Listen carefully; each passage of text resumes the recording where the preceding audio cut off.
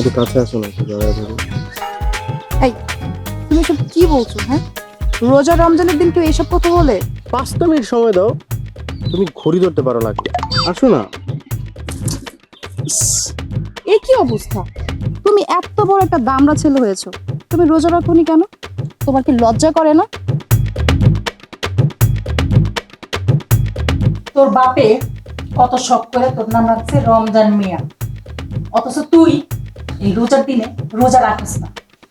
রোজা রাখা ধর্মকর্ম করার একটা বয়স লাগে, আমার কি সেই বয়স হয়েছে? আমি কি বাপের মতন বুড়া হয়ে গেছি? তোমার জন্য আমি তোমাকে ভালোবেসে নিজ হাতে ইফতারি বানিয়ে নিয়ে এসেছি, যাতে তুমি প্রতিদিন রোজা রাখো আর আমি তোমার জন্য প্রতিদিন ইফতারি রেডি করে নিয়ে আসবো। আচ্ছা ঠিক আছে, তাহলে খায় দেখি, যদি ভালো হয় কালকে থেকে ইনশাল্লাহ রোজা রাখবো। হ্যাঁ, আর যদি রোজা না রেখেছো না, তাহলে কিন্তু খবর আছে বলে দিলাম। এই রমজান মাসে তোমার তো আর ধরতে দিবা না, তাই তোমার ইফতারিই খাই।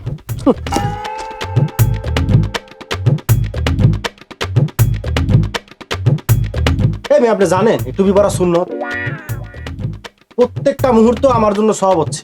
এই যে টুপি পরছি দেখে, তোমার ঘরে একটা বিয়ের মতো বোন আছে না, তার বিয়ে দেওয়া লাগবে না? তুমি যদি এরকম লাফাঙ্গা হও, তাহলে কি তোমার ঘরে কেউ আত্মীয়তা করবে? তোমাদের সাথে আত্মীয়তা করবে? করবে? আপনি একজন টুপিওয়ালা লোক রে এইভাবে খেদায় দিতেছে। আসরের ময়দানে কিন্তু জবাব দিতে হইব। আল্লাহ আপনারে এটা দেন। জুয়ান একটা মানুষ দিব্যি রোজা রাখতে পারে, নামাজ পড়তে পারে, কোনো খোঁজ খবর নাই, মাথায় টুপিতে শূন্য আদায় করতেছে। কত বড় বিয়াদ!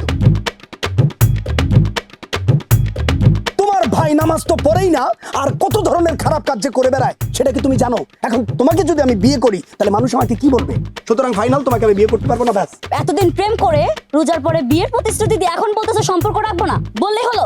শোনো রমজান, তোমার আমি সাফ একটা কথা বলে রাখি, তুমি যদি নামাজ রোজা ঠিকঠাক মতো না করো, আমার ছেলে হিসেবে তোমার এই পরিচয় আমি দেওয়া বন্ধ করে দেবো।